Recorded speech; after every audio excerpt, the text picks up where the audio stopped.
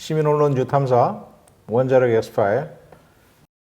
오늘은 특별한 주제를 가지고 우리 에너지전환 포럼 석광훈 박사님 모셨습니다. 네. 반갑습니다. 네, 안녕하세요. 지금 이 태양광 문제인데요. 이것이 정부의 원전 연합과 같이 이런 것들이 수출을 주도하고 있는데 원전 연합 중심으로 해외 태양광이 지금 수출이 어떻게 되는지 그것과 함께 비교를 해서 한번 오늘 같이 얘기해 볼 필요가 있겠다 싶어가지고 윤석열 대통령이 지금 창원에 가서 네. 원전 민생 토론회 하고 있습니다. 우리 원전의 역사를 살펴보면 대한민국이 얼마나 위대한 길을 걸어왔는지 새삼 깨닫게 됩니다. 우리 정부와 원전 산업계의 노력으로 이제 활력 회복의 조짐이 뚜렷해지고 있습니다. 매출과 투자는 탈원전 이전 수준을 회복 중이고 고용과 원자력 전공생 등 인력 지표도 다소 시차는 있지만 반등하고 있습니다. 원전 설비 수출은 이미 지난 정부 5년간의 총액보다 6배 넘게 증가한 4조 원의 실적을 거두고 있습니다. 되살아난 온기를 보다 뜨거운 열기로 키워 원전 최강국으로 도약하겠습니다. 에너지 안보와 탄소 중립, 첨단 산업 전력 공급의 핵심 수단으로 원전을 적극 활용하고 원전 산업의 양적, 질적 성장을 촉진해 세계 최고의 공급망을 유지, 강화해 나가겠습니다. 가능성이 무한한 SMR 시장도 민관이 함께 선점해 가겠습니다.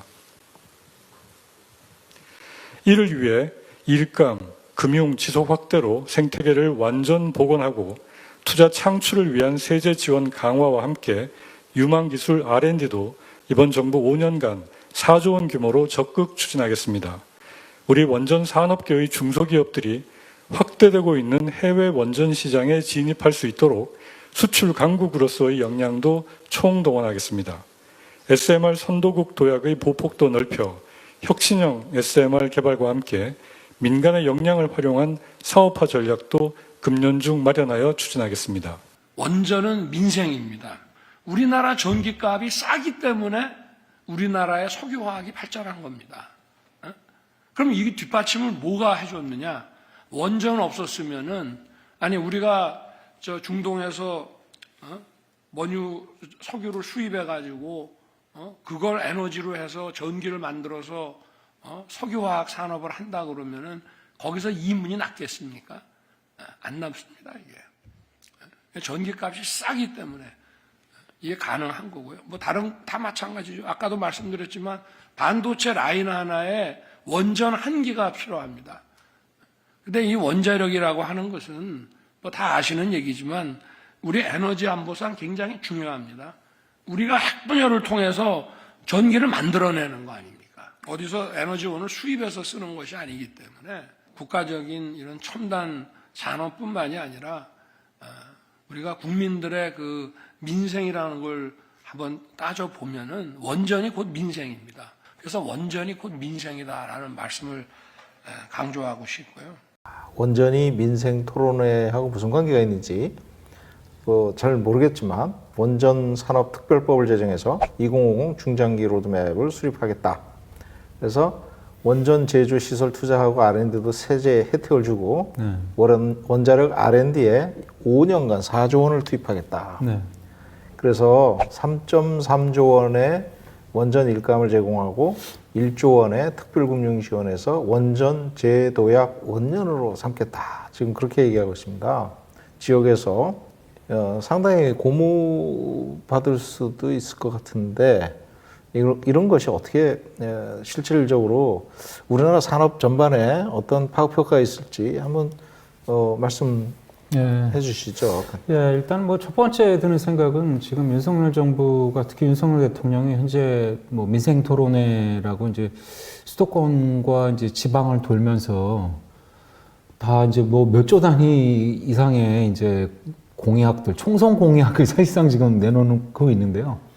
그런 의미에서 사실 이번 SMR 관련된 뭐 투자 계획이 그렇게 무슨 뭐 타당성 검토라든가 현실성 뭐 이런 걸 갖고 한 것 같지는 않습니다. 일단 우리가 뉴타임사에서도 이제 한두 차례 이제 최근에 말씀을 이제 드렸었던 것처럼 지금 뉴스케일이 그러니까 미국의 이제 SMR이 가장 앞서 있는 나라가 지금 미국의 뉴스케일이지 않습니까? 뉴스케일사. 네.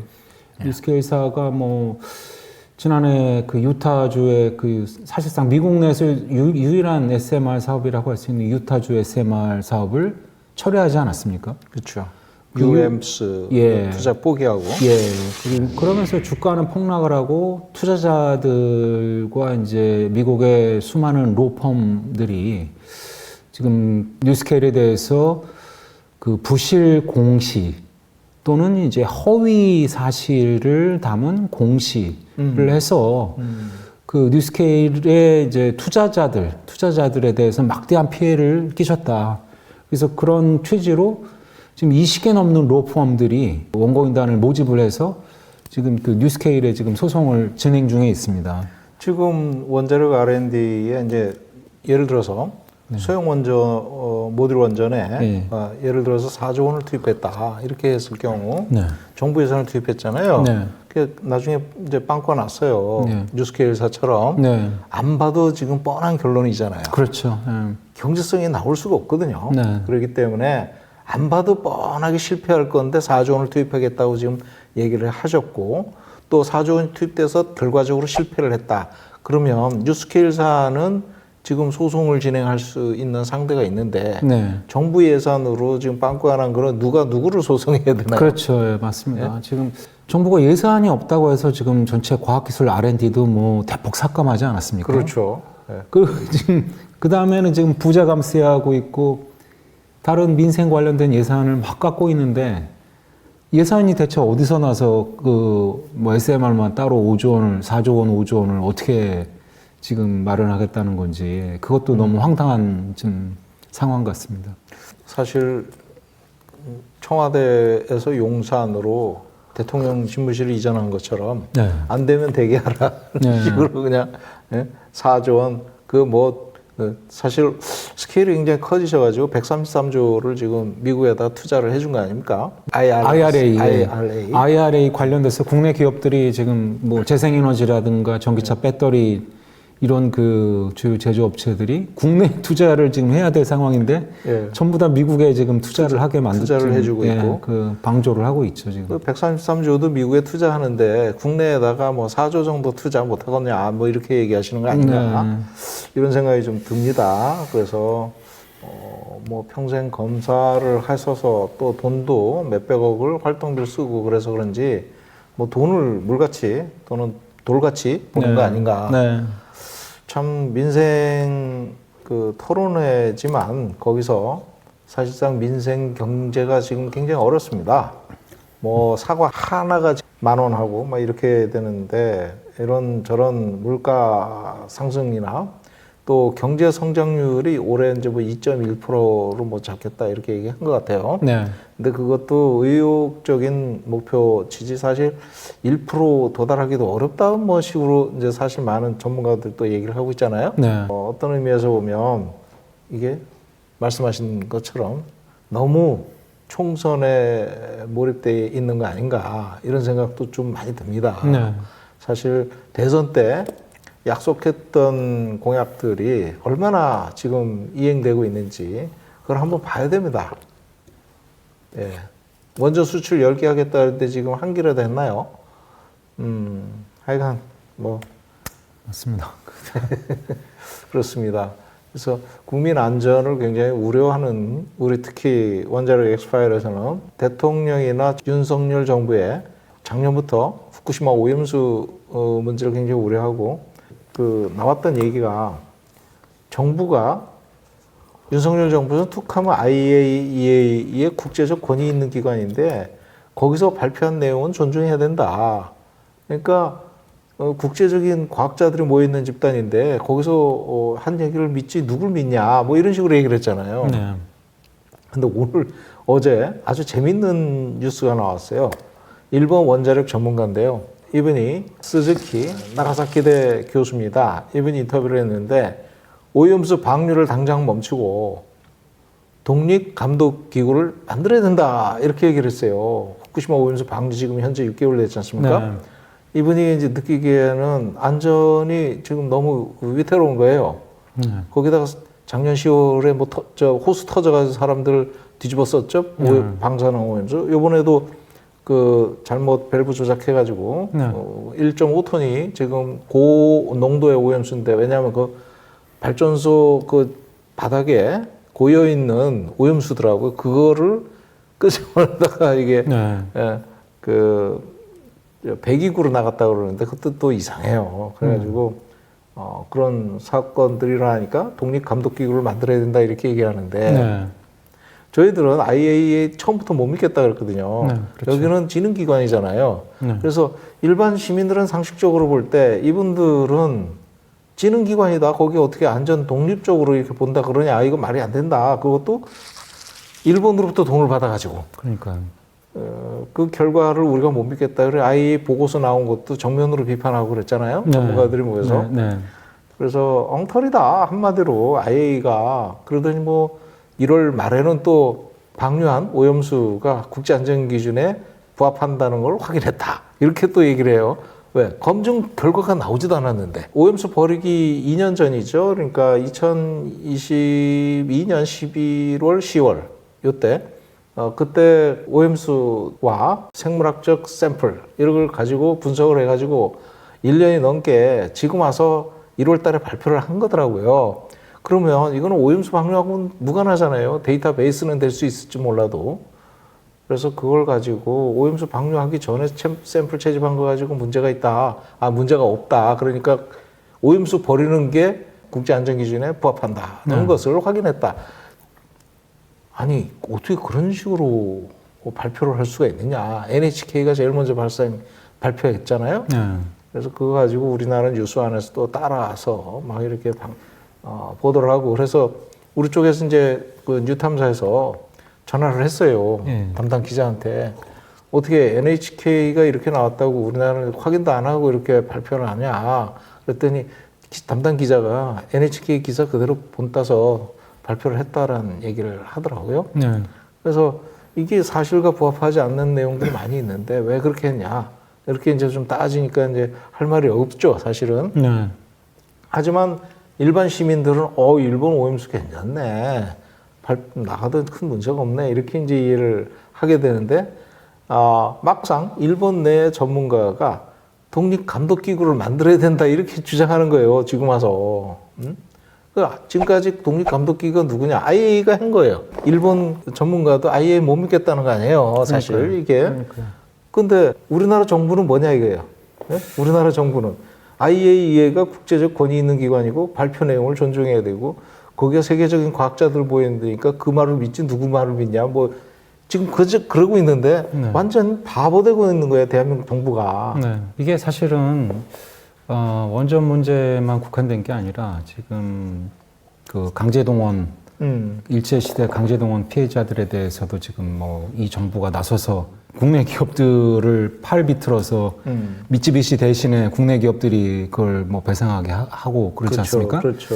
근데 그게 지난 대선 과정에서 뭐 구체적으로 어떤 방식으로 이렇게 일이 벌어졌는지 모르겠지만 미국 정부가 사실은 윤석열 정부를 처음부터 많이 지원을 해줬던 그런 여러 가지 정황들이 있습니다. 그러니까 이제 당선이 될 수 있도록 지원을 했다. 이제 그 얘기인가요? 그럴 수도 있죠. 그러니까 왜냐하면 그 전에 그 대선 전에 뭐 미국의 주요한 뭐 FBI 뭐 국장이라든가 뭐 이런 관련된 인사들이 한국에 들어왔죠. 그리고 윤석열 당시 검찰총장이었을 겁니다 아마. 검찰총장인지 아니면은 그 이후에인지.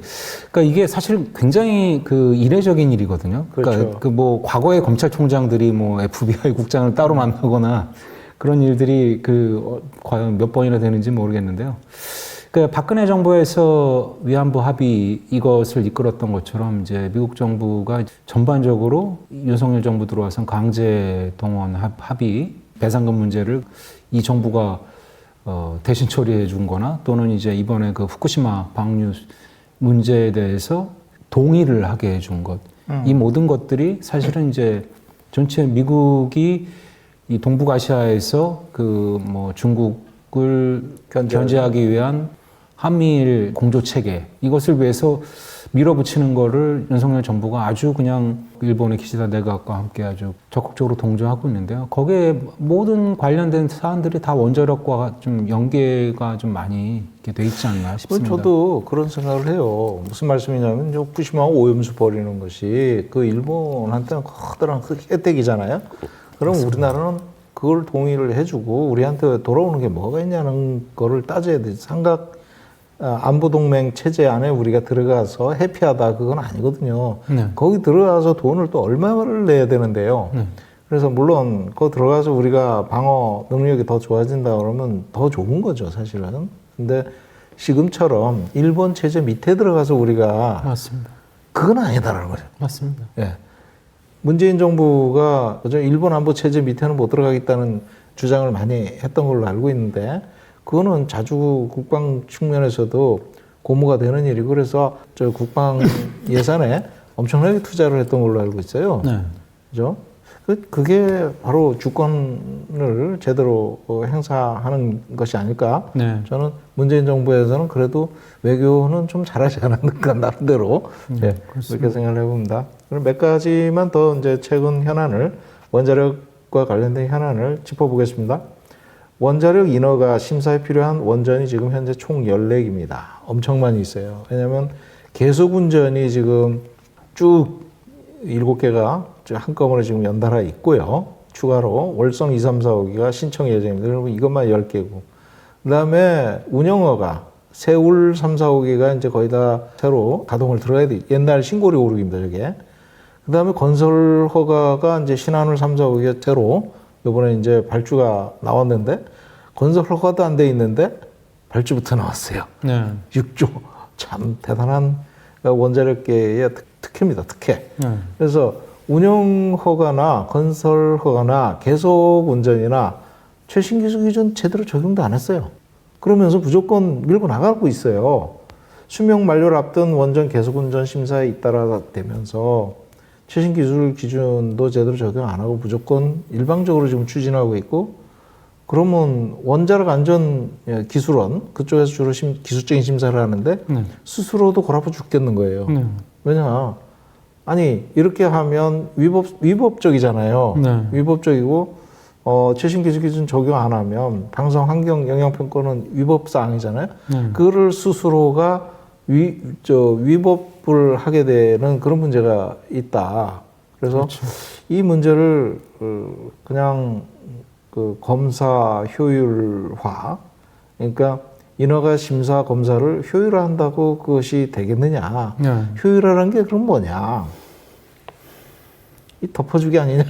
네. 네? 그렇죠. 이러면 월성 1호기 같은 문제가 다시 도질 수가 있다. 그렇죠. 그때도 최신 기술 기준 적용 안 해가지고 실제 문제가 됐고 행정 소송 들어가가지고 결국 정부가 졌죠. 1심에서 2심 준비하다가 이제 그게 원인 무효가 됐죠. 그 한수원이 그 패로를 결정하면서 그렇게 됐던 문제인데 다시 또 그대로 오류를 반복해 나가고 있어서 굉장히 참 걱정스럽고 조심스럽습니다. 이런 상황을 어떻게 해야 될까? 국가 사업이라고 원전을 원전 사업이 국가 사업이라고 정부가 규제도 하고 진흥도 하고 이렇게 하는데 결국은 그걸 감시할 수 있는 거는 우리 언론과 전문가를 중심으로 같이 시민사회가 이거를 똘똘 뭉쳐가지고 이거는 감시하고 요구할 거 요구하고 해야 될 것 같습니다. 그래서 결국은 정부가 제대로 역할을 못함으로써 발생되는 에너지 낭비가 너무 크다. 그렇죠. 네. 이게 문재인 정부에서도 이 문제에 대해서 사실은 뭐 제대로 한 게 없는데요. 이런 일이 벌어지는 게, 그러니까 규제 그 인허가 절차가 아직 끝나지도 않았는데 그 선발주를 해서 돈을 먼저 쓰게 하고 그래서 그 먼저 쓴 돈을 지렛대로 삼아 일종의 이제 배째라 전략이라고 하죠. 그렇죠. 네, 이미 돈을 국가 공기업이 투자를 했는데 그럼 규제기관들이 제대로 그걸 심사를 할 수가 있겠습니까? 그러니까 이게 그러니까 어떻게 보면 사회주의 국가들에서나 좀 볼 수 있는 장면들인데요. 이런 거를 그냥 방치를 하면은 정권이 바뀌어도 이런 문제 안 바뀝니다. 그 구조 자체가 그게 이런 식의 관행이 통용이 될 수 있도록 이 구조가 이렇게 그걸 허용해 주는 건데요. 우리나라에서 원전이 이렇게 잘 되는 것들 중에 대부분의 것들이 다 그 공기업 체제, 한수원을 국가 독점 공기업 체제로 유지를 해주면서 그로 인한 여러 가지 혜택들이 있습니다. 자본 조달 비용이 일단 이자가 아주 싸죠. 첫 번째. 두 번째, 정부가 그 신규 원전의 인허가 절차가 한 20개가 넘는데 이거를 다 산업통상자원부가 다 대행 처리를 해줍니다. 일괄 해서. 뭐 그런 것들 이외에도 여러 가지 그 공기업 지위 때문에 생기는 그 여러 가지 경제적인 그 혜택들이 있습니다. 그러니 우리나라가 원전이 그렇게 저렴할 수밖에 없죠. 그러니까 건설 그 공기도 굉장히 짧고요. 저는 그래서 아쉬운 게 네. 진짜 안전에 투자를 안 하다 보니까 네. 가장 싼 원전이 됐는데 저는 싼 원전이라고 안 그러고 싶어요. 네. 싸구려 원전이라고 하고 싶어요. 그렇죠. 안전에 제대로 투자 안 했으니 국제 무대에 나가면은 이 국제 표준을 만약에 지키면서 하려면은 천정부지로 가격이 올라갈 겁니다. 이게 지금 국내에서나 가능한 맞아요. 거고 UAE죠. 아랍에미리트에 수출하는 원전의 경우도 안전규제 기관장은 미국에서 은퇴한 NRC 출신 규제위원은 그냥 한두 명 이렇게 그 사람하고 몇 명 이렇게 그냥 대충 싼 값에 사다가 일종의 바지 사장을 시킨 거죠. 규제위원장을. 이제 그 다음에 그 현지 노동자들은 동남아시아 출신 노동자들을 데려다가 그 노동자들은 UAE의 노동 기준에 보호를 받지 못합니다. 그렇죠. UAE는 주 48시간제지만 동남아에서 온 외국인 노동자들이기 때문에 그런 보호를 전혀 받지 못하는 상황에서 국내에서 했던 거하고 똑같이 할 수 있는 환경이 UAE에서는 그게 주어졌던 거죠. 그렇죠. 그런데 이제 그런 원전은 예를 들면 지금 유럽 아무리 동구권이라 하더라도 유럽 연합의 그 표준을 따르기 때문에 지금 한수원이 폴란드, 체코, 불가리아 이런 데서 뭘 한다는데 영국까지. 그러니까 영국은 본인들도 아마 그거는 실제로는 생각을 안 하고 있을 겁니다. 프랑스 원전이 영국과 지금 코가 빠지고 있는데 그러니까요. 우리나라 원전이라고 지금 굉장히 착각입니다. UAE에 우리나라가 수출을 성공적으로 했기 때문에 특히 규제까지 그쪽에 까다로운 규제까지 다 통과했기 때문에 미국의 규제잖아요. 어떻게 보면 왜냐하면 미국 NRC 은퇴한 그 과학자가 그쪽에 가가지고 규제 책임자가 된다는 등 그렇게 하고 또 모든 인허가 관련된 거를 미국 규정을 적용해서 또 APR 1400이라고 그래가지고 우리나라가 NRC의 승인까지 받았잖아요. 설계 승인. 설계 인증, 설계 인증까지 받았는데 지금 우리나라 기술이 좋아서 인증받은 게 아니에요. 지금 큰 착각이에요. 무슨 얘기냐? APR 1400이라는 것이 원래 ABBC 그러니까 C사가 미국에서 설계 승인을 받았던 거를 우리나라에 갖고 와가지고 그거를 조금 영향을 격상한 거예요. 그러니 미국에서 NRC가 이미 승인을 한 거를 리젝트를 놓을 수는 없는 거예요. 그렇죠. 네? 그걸 승인을 해준 거라고 우리가 굉장히 좋아가지고 해준 게 아니에요. 다만 중요한 게 있어요. 뭐냐면 유럽 쪽에 지금 우리가 진출하려고 그러는데 폴란드, 체코 그 기초 기술이 우리보다 높아요. 특히 원자력, 핵 이쪽 분야는 그렇죠. 그래서 마리 퀴리 부인이 출신이 폴란드잖아요. 그런 식으로. 그런데 이제 예를 들어서 이제 거기 들어갔을 때는 유럽 규정을 적용합니다. 유럽 규정. 미국 NRC 규정 아니에요. AP1000도 들어가서 고전할 수가 있어요. 웨스팅하우스 AP1000도. 그렇죠. 거기는 훨씬 더 까다로운 안전 인허가 조건을 적용합니다. 그래서 프랑스 원전이 영국 가서 지금 완전 헤매고 있잖아요. 그리고 핀란드 가서도 완전 헤맸고. 맞습니다. 기타 등등 우리나라 원전은 미국식의 그 인허가 규정을 적용했기 때문에 지금처럼 그렇게 싸게 들어갔다간 큰 코 다칩니다. 완전히 적자 투성이가 될 수가 있어요. UAE까지는 오케이예요. UAE까지는 오케이인데 그 가격 그 수준으로 유럽을 들어갔다는 아주 큰일 날 수 있어요. 체코든 폴란드든 나라는 작고 뭐 우리나라 경제 규모만큼 크지는 않겠지만은 예.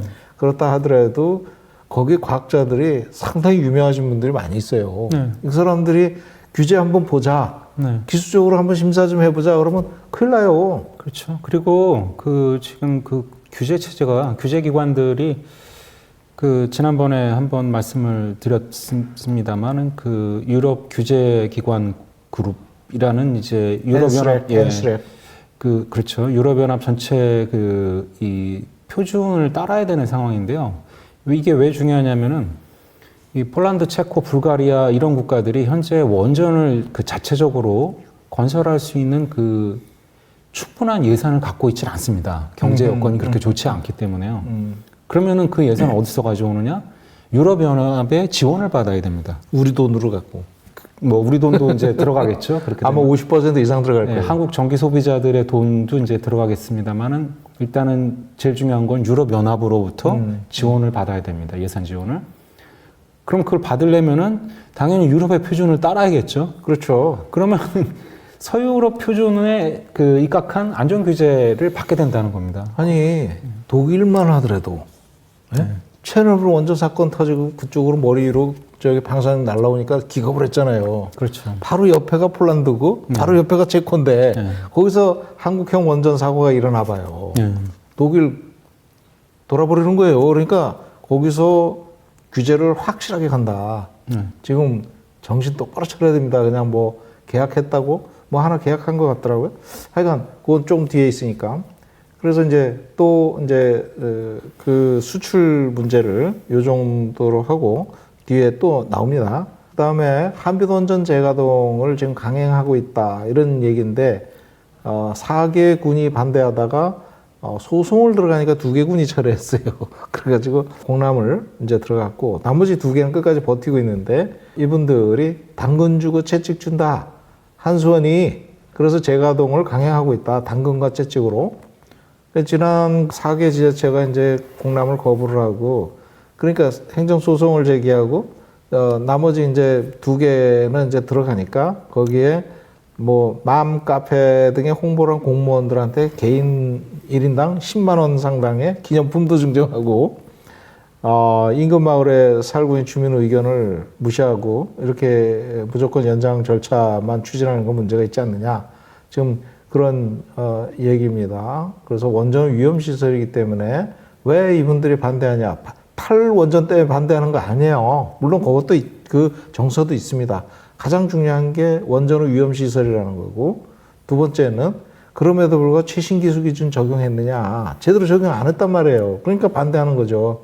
이걸 갖다가 탈원전으로 뭐 정치적으로 몰아가지고 나중에 가동을 들어가서 나중에 사고 나면 누가 책임지나요? 책임질 사람도 없는데. 요즘 사용 해결료 문제가 좀 있어요.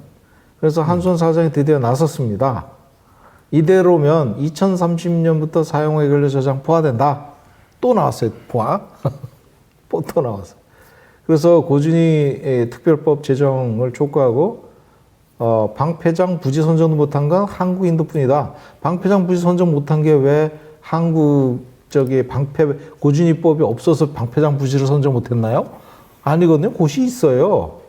고시가 나와 있어요. 방패장 선정하는 고시가 나와 있고 그 방패법 고준희법이 이제 어떻게 운영할 것인가 그건데 그러면 전국 지질 조사를 했어야죠. 그죠? 지질 조사도 안 했어요. 고준희 방패법이 있어야 되니까 자기네들은. 그래서 그거가 나오면 자 보세요. 그 부지 위치를 정하려면 하나부터 열까지 다 꼼꼼히 따져가지고 안전 규제 기준이나 국제 기준에 부합되도록 선정을 해야 되는데 그렇게 하려니까 부지가 없다는 거예요. 응?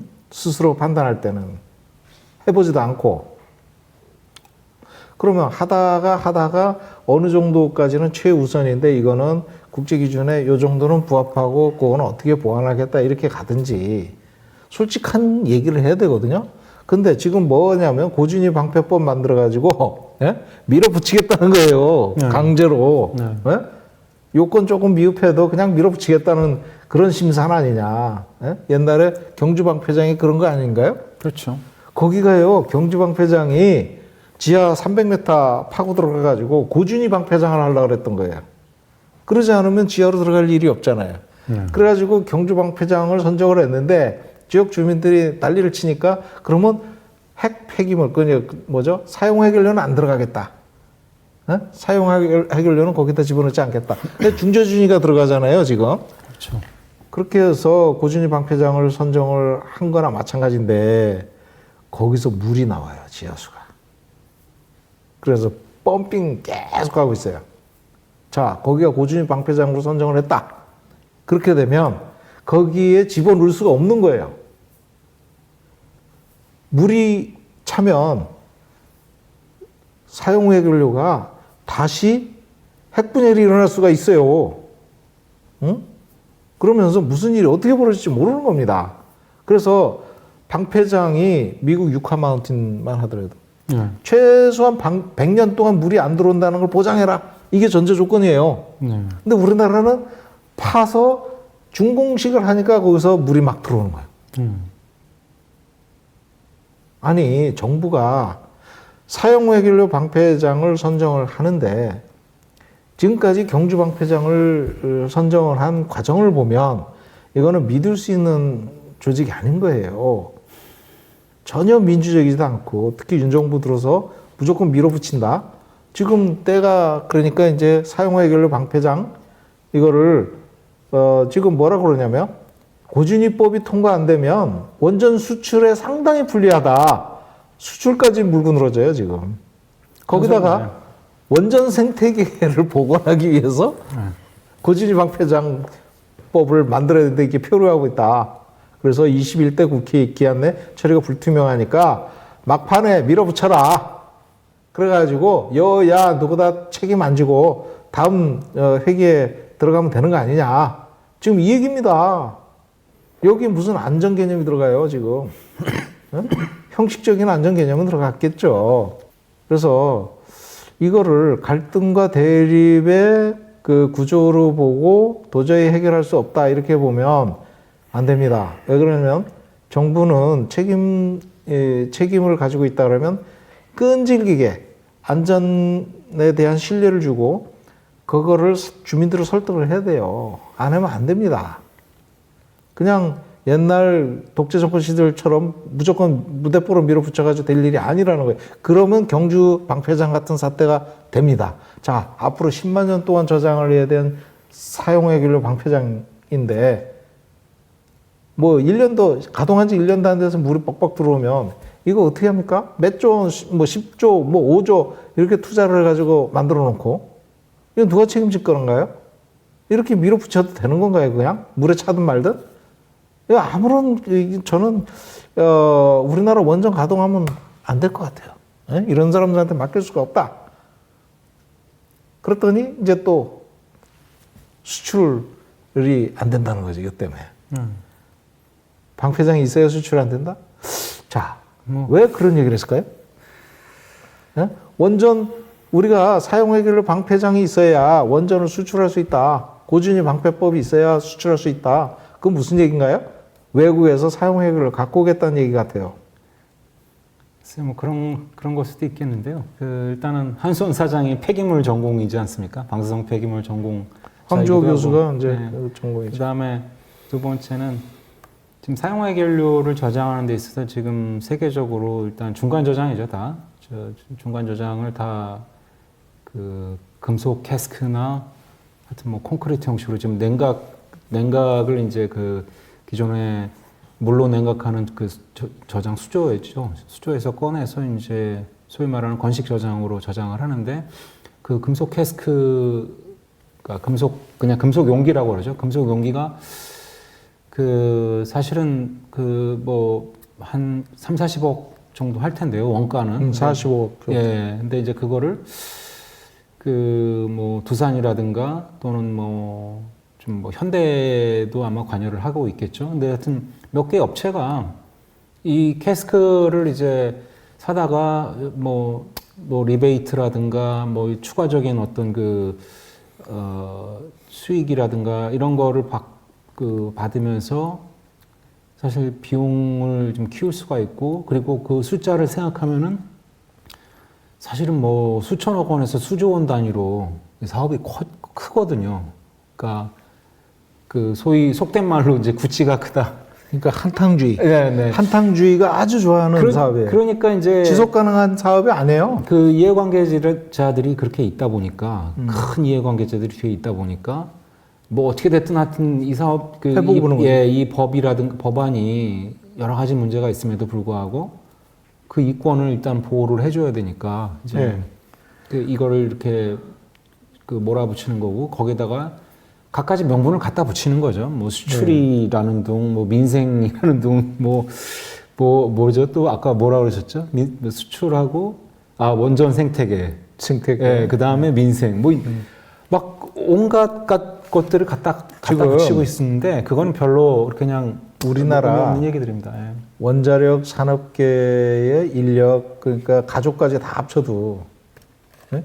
원전 산업에 의한 혜택을 보는 경제적 혜택을 보는 인구가 우리나라 전체 인구의 0.2%밖에 안 됩니다. 그 사람들을 위해서 네?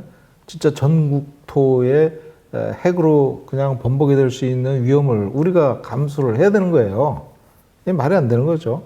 그래서 그 다음에 보면 자꾸 수출, 기대감 이런 걸 자꾸 띄워요. K원전이랍니다.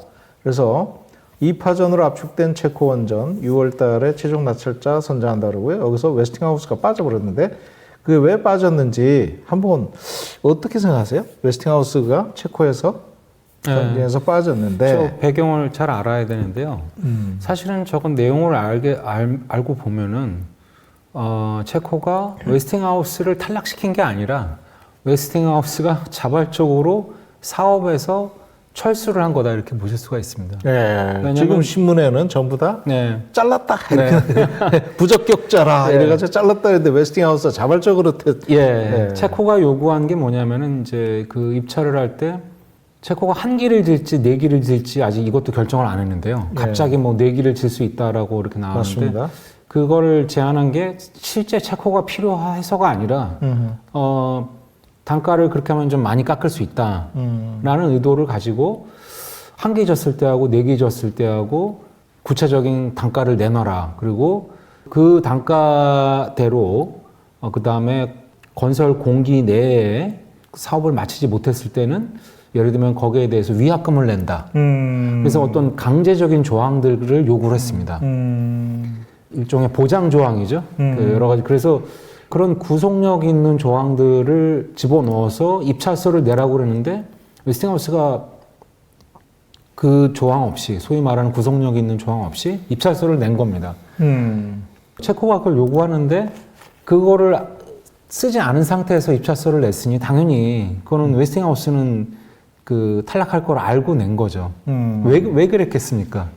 불리한 조건을 감수하면서 계약하고 싶은 생각은 없는 거죠. 그렇죠. 왜냐면은 기업이 망하니까. 그렇죠. 근데 우리나라는 국가가 감수를 하는 그런 체제라서. 그러니까요. 그게 체코가 또 더 이제 특이한 거는요. 또 알아야 될 거는 그 듀코바니 원전 부지에다가 지금 새로 원전 한 기를 집어넣는 건데요. 한 기나 뭐 네 기가 될 가능성은 없지만 하여튼 한 기나 네 기를 집어넣겠다 그러는 건데 문제는 듀코바니 원전 부지가 내륙에 있습니다. 폴란드 뭐 지난번에 퐁트누프죠. 거기도 마치고도 다 내륙인데요. 그 내륙이다 보니까 이게 냉각수를 얻기가 어렵습니다. 그렇죠. 바다에서 얻는 거랑 당연히 쿨링 타워 건설에 그런 것도 있고요. 쿨링 타워 굉장히 비싸요. 그래서 그런 것 때문에 거기에 들어가는 원전이 요건이 뭐냐면은 1200메가와트 이하의 원전만 지금 된다는 조건입니다. 그러면은 생각해보시죠. 그 프랑스의 EDF는 1600메가와트입니다. 그다음에 한수원의 그 1400. APR 1400은 1400메가와트잖아요. 안 됩니다, 사실은. 그래서 그거를 뭐 두 업체는 다 이거를 설계를 변경해서 EDF는 1200메가와트로 맞추고 한수원은 1000메가와트로 맞추겠다. 원래 옛날 거 이제 OPR 1000이죠. 뭐 APR 1000이라고 부르더라고요. 그래요. OPR을 업그레이드 했다 부르는 그러니까 근데 사실 처음 지어보는 거죠. 그 과거의 거는 설계 자체가 뭐 비슷하다고는 하지만 신고리 다른 1, 거죠. 2에서 끝일 거예요. 아, 신월성 1, 2에서 끝이구나.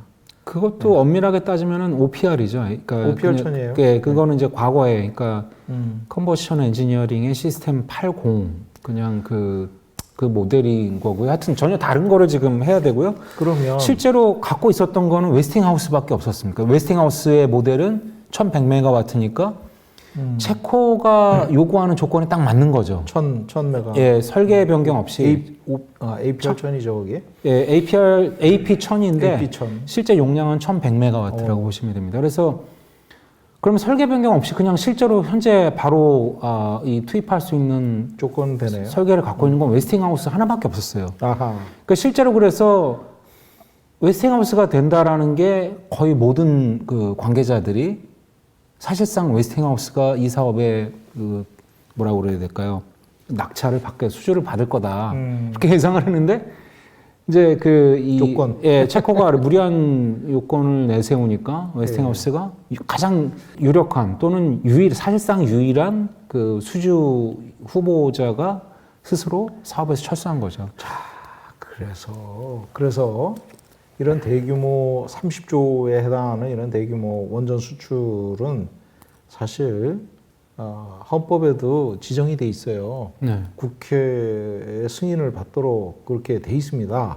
그렇기 때문에 국회에서 이거 심사해 가지고요 위험도 평가를 들어가야 됩니다. 아까 말씀하신 것처럼 이게 이제 하다가 공기가 늘어지고 막 그럴 수가 있거든요. 사실 네. 여러 가지 또 EUR을 통과 그러니까 유럽의 안전 요건을 통과한 원전이 우리나라에는 APR 1400이라고 그러는데 설계 인증 심사 그 정도 통과된 거지 실제로 이렇게 하겠다 저렇게 하겠다 하고 넘어간 거지 그것을 입증한 건 아니거든요.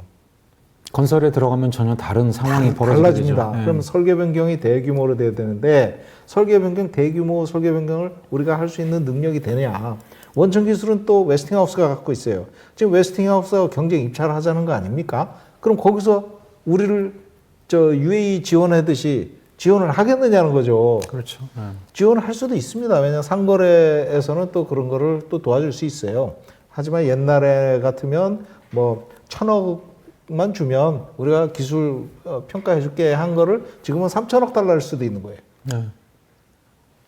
그래서 아주 위험한 상황이 돼 있고 이것이 만약 잘못되면 누가 책임질 거냐, 누가.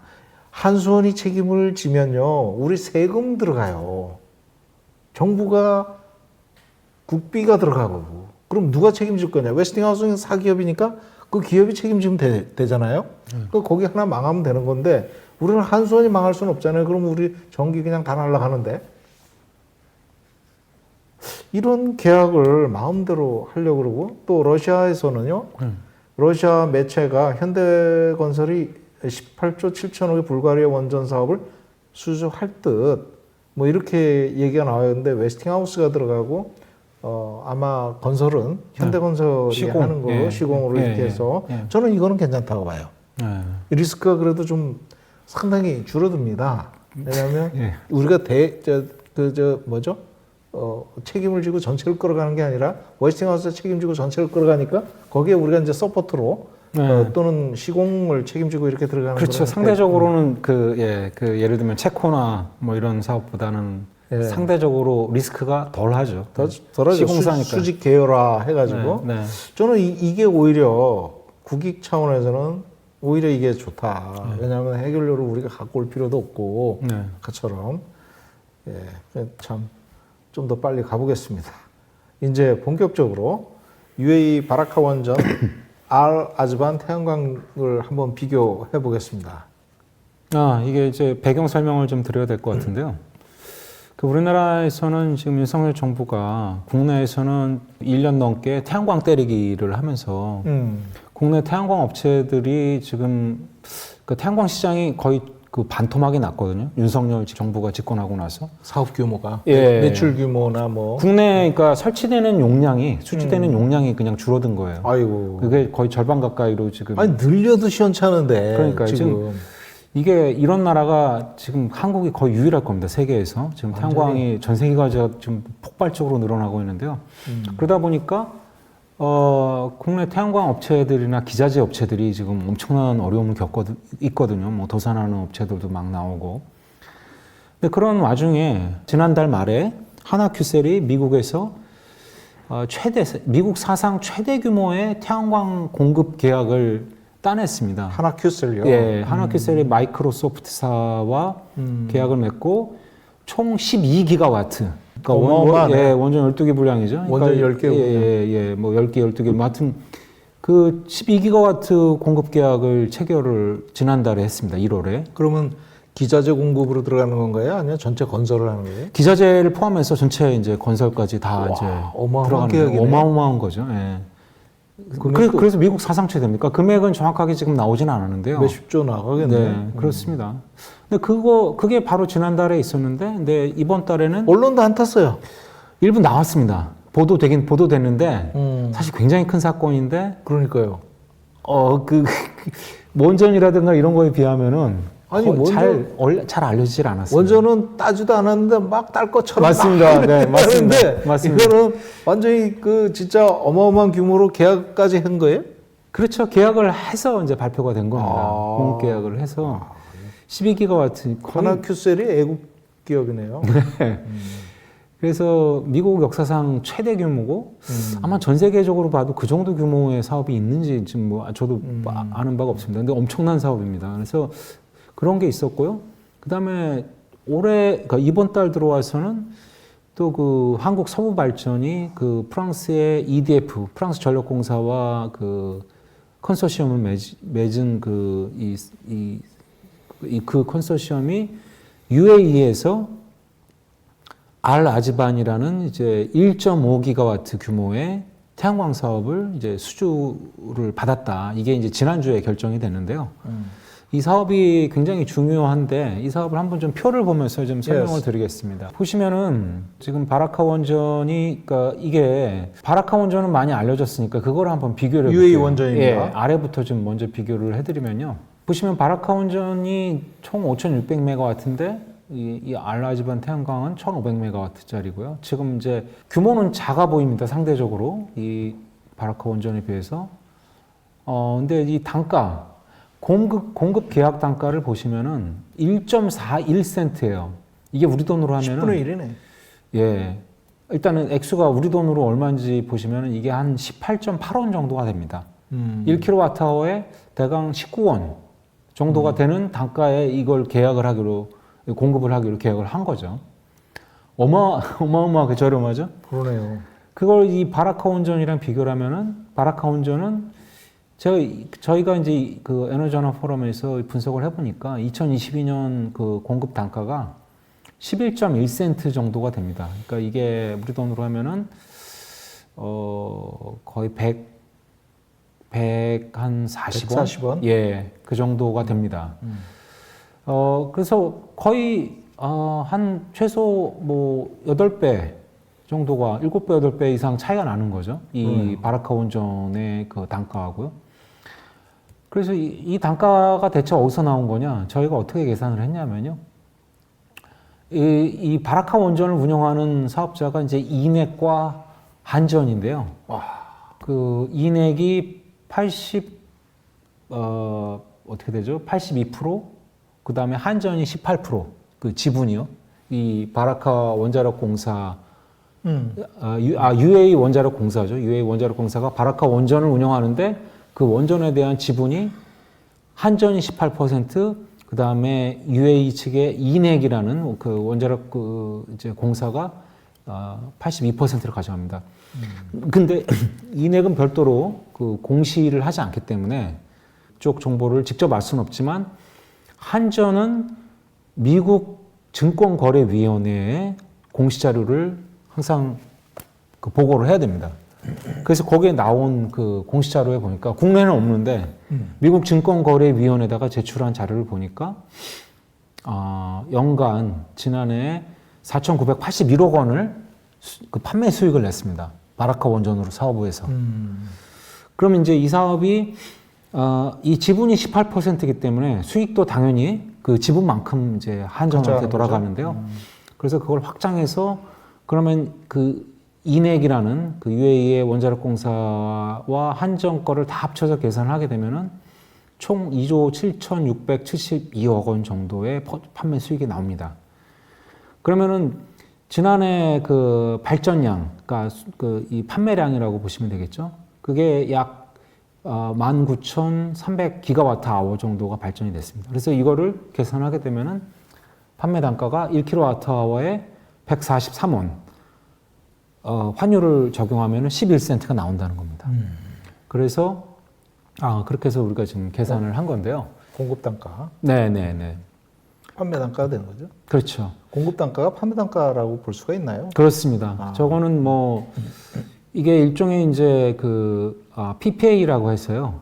그 전력 구매 계약을 맺어서 이 바라카 원전에서 그 UAE의 이제 수자원 전력공사라고 있습니다. 그쪽에다가 이제 판매를 하는 건데요. 그 판매 단가, 전력 구매 계약에 의한 판매 단가가 곧 한전과 이넥이라는 원자력 공사의 수익이 되는 겁니다.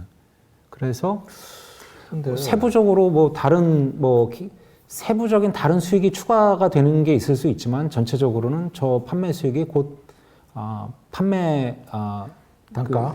판매 수익이다. 전력 판매 수익이다. 이렇게 보시면 되겠습니다. 그래서 판매 단가가 2021년에는 12.2센트, 네. 2022년에 11.1센트 좀 줄었어요. 네.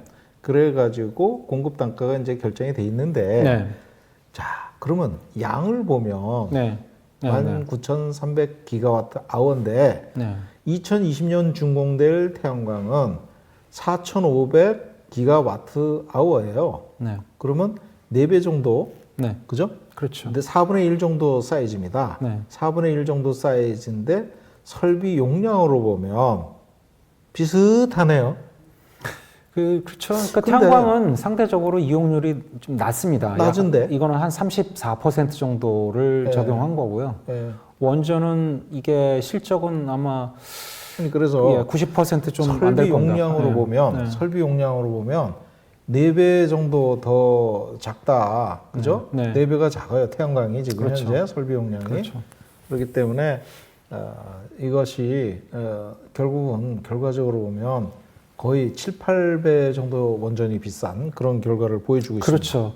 그리고 현재 용량은 이번에 그 수주받은 용량은 1,500메가와트지만 그 지금 UAE나 여기 이 사업을 실제로 발주를 한 그 UAE의 그 수자원 전력공사가 계획하는 그 태양광 전체 용량은 약 15,000메가와트입니다.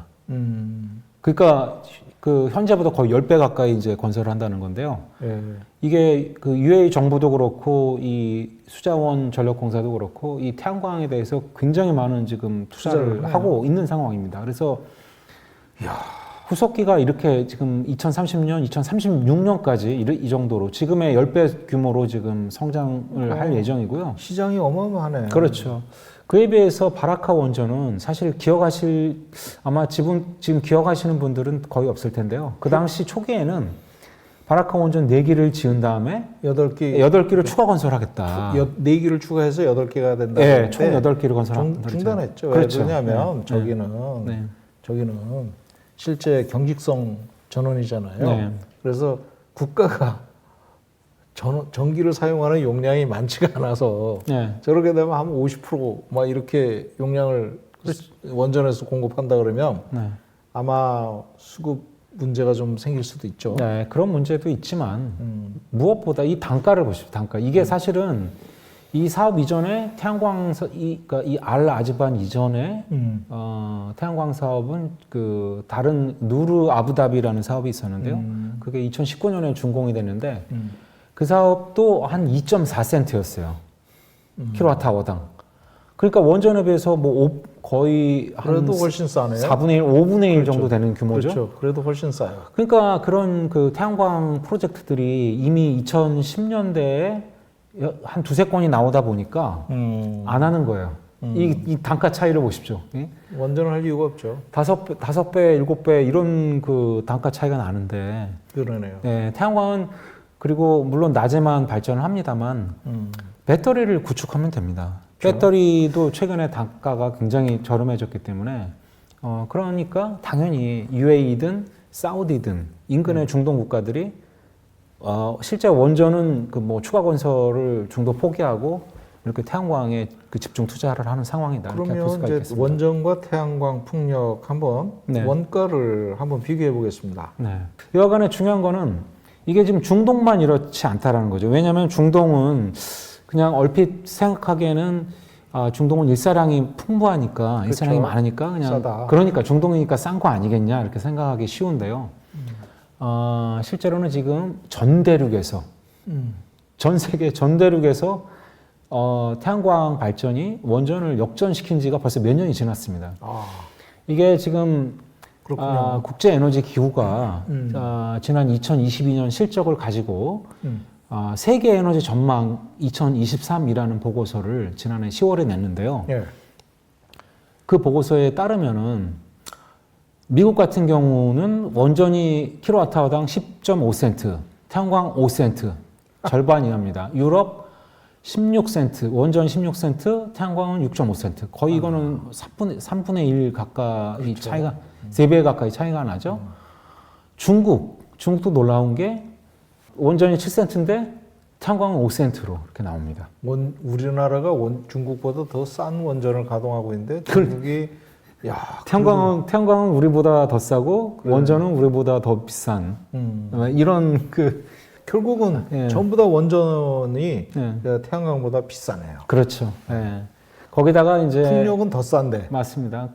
거기에다가 추가적으로 그렇죠. 풍력은 더 싸죠. 거기다가 지금 태양광에다가 지금 그 태양광 같은 경우가 예를 들면 낮에만 발전이 되니까 배터리라든가 송전선로 보강이 필요하거든요. 한밤중에는 풍력이 좀 보강해 줄 수도 있죠. 그렇습니다. 예.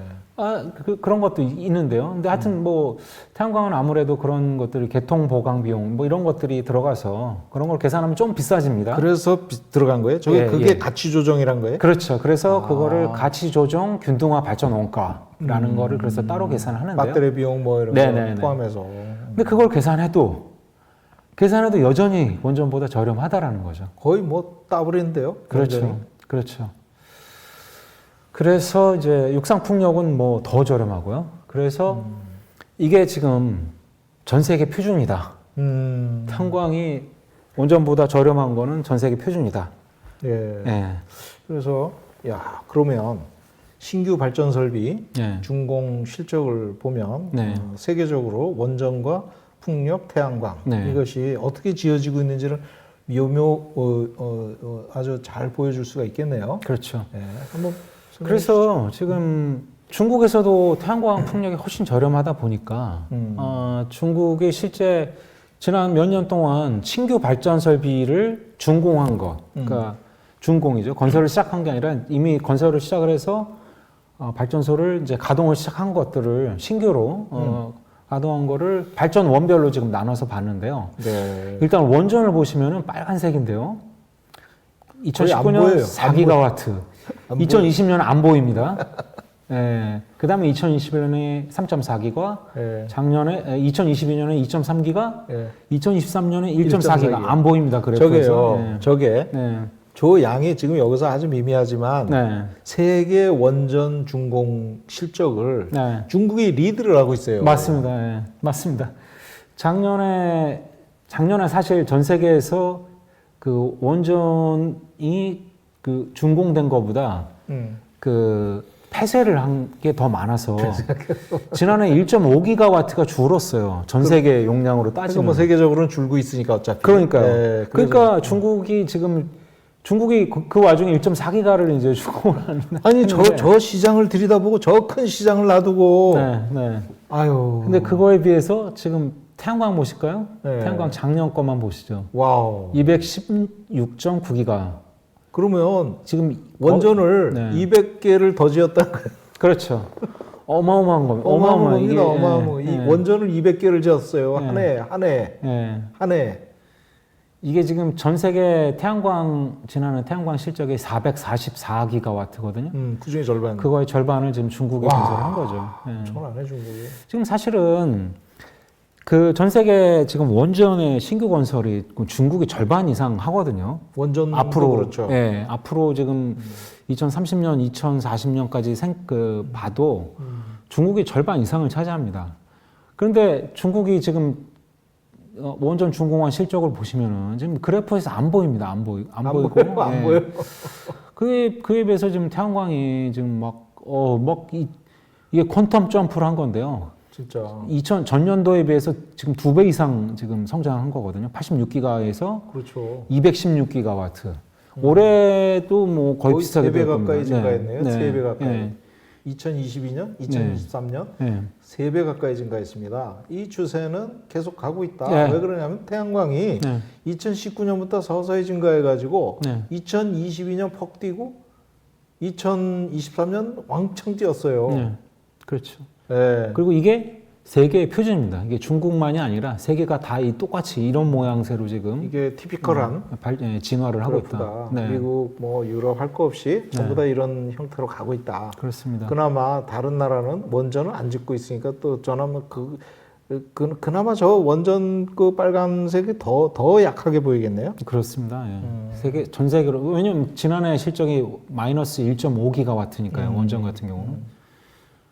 그렇습니다. 그래서 뭐 이거는 지난번에도 한번 유탐사에서 말씀하신 거죠? 드린 적이 있습니다만 그래서 미래 실적이 어떠냐? 미래 실적이 뭐 원전 늘어나봤자 이거는 발전 설비 용량이네요. 예. 예. 앞서도 발전 설비 용량인데요. 지금 원전 2030년 증가가 없어요. 예, 뭐 중국이 많이 그래도 뭐 건설하고 뭐 뭐 이집트 이런 그 일단 개발도상국이나 사회주의권에서 일부 건설하기 때문에 한 70기가와트 좀 안 되게 60기가와트 정도가 늘어납니다. 늘어나긴 늘어나는데 그거에 비해서 태양광 풍력은 뭐 4배. 예? 태양광은 이거 지금 전망치가 또 바뀌었어요. 얼마 전에. 이렇게 해놓고 이게 왜냐면 계속 워낙 빨리 늘어나다 보니까 그렇죠. 이게 전망치가 계속 지금 바뀝니다. 반년 만에 바뀝니다. 반년 만에. 이게 지금 어느 정도까지 예상이 되고 있냐면은 지금 6.7기가와트, 6.7 테라와트, 그러니까 6,700기가와트가 전체 누적적으로 그렇게 전망될 거다라는 것들이 지금 나오고 있습니다. 50%가 늘어나는 거네. 그렇죠. 그러니까 지금 원전은 지금 시간이 가면 갈수록 확실하게 거의 된다라는 걸 우리가 알 수 있고요. 태양광 풍력은 정말 기하급수적인 속도로 네, 태양광 풍력 증가하는 거에 비하면 네. 원전도 미미하게나마 증가는 하는데 네. 거의 뭐 무시할 만한 수준이다. 맞습니다. 네.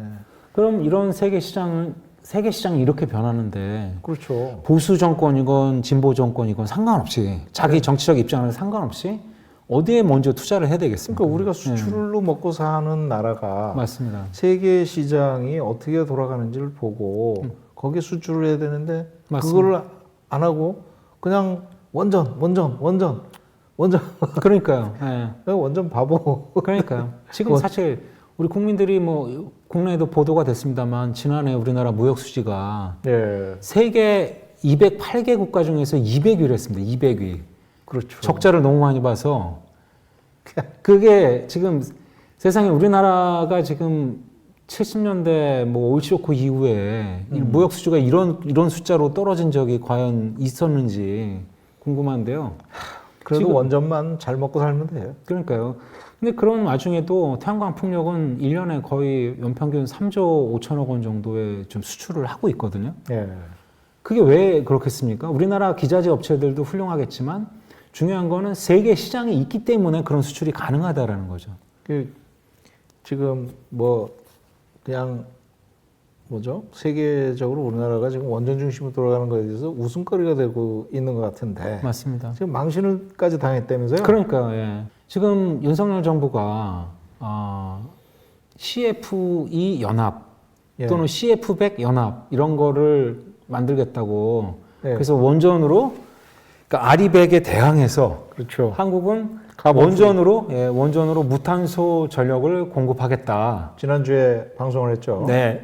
그리고 그거를 국제 공조를 통해서 음. 이걸로 국제 표준을 만들겠다. 그렇죠, 그렇죠. 그런 이야기를 뭐 지난 거의 1년 가까이 해왔는데요. 그거를 검증할 수 있는 회의가 지난주에 열렸는데요. 지난 2월 13일, 14일 양일간 국제에너지기구가 IEA가 프랑스 파리에서 장관급 회의를 했습니다. 장관급 세계 각국의 그 회원국들의 장관들을 초청을 해서 회의를 했는데 이 자리에서 이제 그 윤석열 정부의 그 산자부 그 차관이 이제 가서 원전으로 이제 그 얘기를 했습니다. 똑같은 이야기를. CF100으로 가겠다. 예, 원전 연합을 만들자 이런 제안을 했는데 그래서 그 회의가 끝난 결과 이 합의된 공동성명을 보니 원전이라는 그 단어가 그 성명에 딱 3번이 나옵니다. 원전이. 예. 그 3번이 나오는데 이게 딱 그 3번이 나오는 그 단락입니다. 원자력은 딱 이 공동성명에 딱 15번에만 나오는데요. 제가 한번 그냥 읽어드리겠습니다.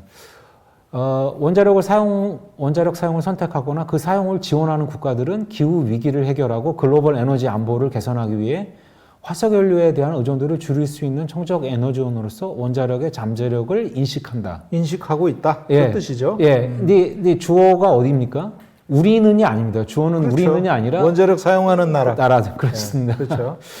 그 다음에 이어서 이들 국가는 원자력을 기저부하 전력 공급원으로서 인식하여 전력망 안정과 유연성을 제공하고 전력망을 최적화하는 반면 다른 국가에서는 그러니까 원전을 이용하지 않은 국가에서는 동일한 목표를 달성하기 위해 다른 옵션을 선택한다. 그렇죠.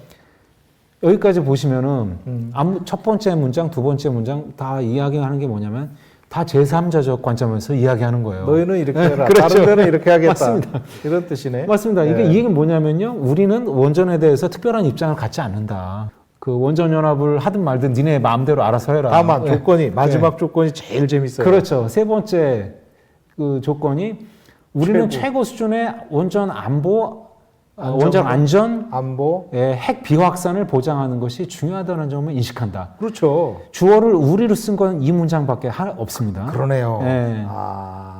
맥을 딱 짚었네요. 예, 그래서 안전 규제를 중요시하게 다뤄라. 그렇죠. 핵 비확산, 니네 아무데나 막 사우디나 중동에 막 원전 수출해서 그 한국은 네. 원전이 제일 싼 발전원이기 때문에 네. 원전을 해야 된다라고 주장하지만 네, 지금 세계적인 시각은 네, 안전이 미흡하다는 거예요. 그렇죠. 안전을 그렇죠. 투자를 하라. 그리고 안보, 핵, 비확산 이런 게 굉장히 중요하기 때문에 그렇죠. 한국은 네. 망신당한 거네요. 그렇죠. 그러니까 이게 지금 나홀로 원자력 연합을 하겠다고 지금 가서 막 제안을 했는데 국제에너지기구는 그 면박을 준 겁니다. 그러네요. 그건 니네 혼자서 알아서 할 바고 중요한 건 원자력 안전하고 핵 확산 문제가 있는데 그렇죠. 그거나 신경 써라. 그러면 네, 이런 이야기를 한 겁니다. 굉장히 중요한 얘기잖아요. 네. IEA가 분명히 유럽에서 했을 것 같은데 예, 파리에서 했습니다. 파리에서 했었잖아요. 네, 네. 그러면 체코, 폴란드 우리가 수출했다 이거 완전 코낄 수가 있어요. 그렇죠. 예. 거기는 한국의 원전에 대해서 예, 최고 수준의 안전을 요구하겠다는 뜻입니다. 그렇습니다. 예. 그렇죠. 유럽에 특히 이제 프랑스에서 이걸 또 네. 개최를 한 거니까요. 그럼 우리가 지금 세계 최고 수준의 안전을 적용하고 있느냐? 예. 지금 한빛 원전, 고리 원전 여기서 수명 연장하는데도 최신 기술 기준 적용 안 하고 네. 어떻게든 그냥 넘어가 볼까 하고 맞습니다. 네. 대통령까지 동원해가지고 맞습니다. 사실 네. 무리하게 지금 밀어붙이고 있잖아요. 맞습니다. 지금 유럽에서는 이런 거 나가서 안 통해요. 그렇죠. 그래 체코 원전의 그 조건이 있잖아요. 네. 그 조건 뭐 잘못되면 너희들이 다 책임져라. 다 책임져라. 건설 공기, 비용 초과 이런 거에 그렇죠. 대해서 다 책임을 지라. 너희들이 다 책임져라 이랬는데 그거 수출에 목매여 가지고 네. 수출했다가는 낭패 볼 수 있습니다. 맞습니다.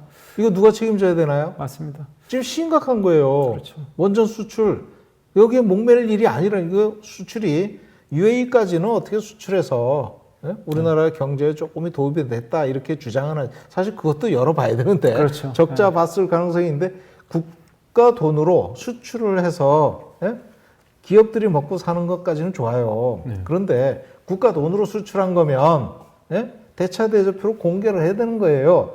근데 영업비밀이라고 공개를 안 해요. 그럼 국가 돈으로 저기 원전 산업은 자기네들이 먹고 살고 적자가 나면 국가한테 전가하는 그 되는 거 아니에요. 그러면 그게 아니라는 걸 보여줘야 될 거 아니에요. 근데 그런 거 없이 예.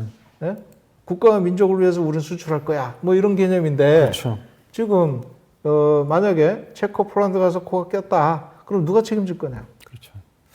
사실 그 국제 에너지 기구라는 곳이 5년 전만 해도 원전에 굉장히 우호적이었어요. 그렇죠. 뭐 그렇죠. 한때는 네, 맞아요. 국제 에너지 기구 네. 사무총장이 한국에 와서 뭐 원전을 지어야 된다. 박근혜 정부 때 그런 이야기를 했었는데요. 5년 전까지는 분명히 그런 입장이었는데 맞아요. 5년 국제 에너지 기구도 세계 실적을 다 보지 않겠습니까? 다 취합해 갖고 그 통계를 다 보아하니 더 이상 원전은 안 되겠구나. 입장을 바꾼 겁니다. 그게 바뀐 지 몇 년 안 됐습니다. 워낙 태양광이나 풍력이 싸니까 이제 맞습니다. 가격이 경쟁력 맞습니다. 있게 떨어지니까 맞습니다. 예. 아니 위험한 원전을 굳이 가동할 이유가 없는 거예요. 맞습니다. 예. 그 위험한 원전을 예? 그 저기 세계 최고 기술이라고 예. 포장을 해가지고 네. 응? 카피한 걸 갖다가 세계 최고 기술이라고 맞습니다. 그렇게 얘기하는 거를 저도 담당자였고 하나의 일원으로서 있었지만 지금 와서 보면 좀 이해를 못 하겠어요. 저도 왜 그렇게 나가는지. 그래서 윤석열 대통령 오늘 창원까지 가가지고 수조 원에 달하는 3.3조 원을 투자하고 뭐 1조 원의 금융 지원하고 이렇게 하면서 원자력을 개발해서 수출하겠다? 지금 저거는 누구나 다 예상이 가능한 얘기입니다.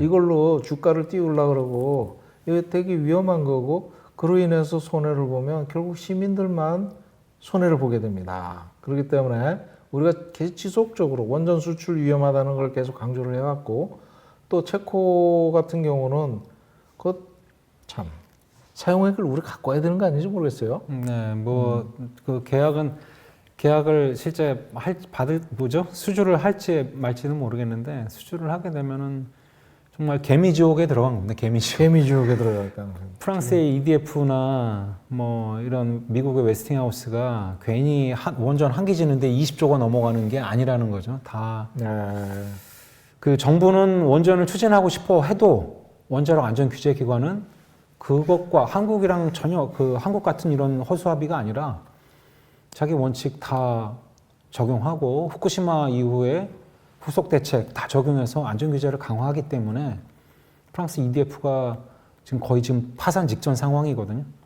그런 상황이라는 거를 우리가 좀 절감할 필요가 있겠습니다. 마지막으로 이제 오늘 드리고 싶은 말씀은 사용해결료 저장할 데도 없으면서 수출만 하고 건설만 하고 이거는 전혀 ESG 네. 관점에서 책임성 있는 행위가 아니다. 그리고 수출 자체가 뭐 20조, 30조 한꺼번에 하고 그것도 가뭄에 콩나듯이 한 번씩 툭툭 떨어지는 이거는 지속 가능한 사업이 아닙니다. 그리고 위험하잖아요. 위험한 시설이고 사용액을 어디 갖다 둘 데도 없는 그런 나라가 국토도 좁아가지고 지금 묻을 데도 없는데 그거를 지금 어떻게 하겠다는 것인지 전혀 무책임한 원전 사업자를 우리가 계속 직면하고 있고 강력한 최고 권력자인 대통령까지 나서서 이거를 적극 지원하는 걸 우리가 이해를 할 수가 없다. 그래서 원전 바보다. 그 얘기를 하는 겁니다. 지금 세계 시장은 태양광이고 풍력이에요.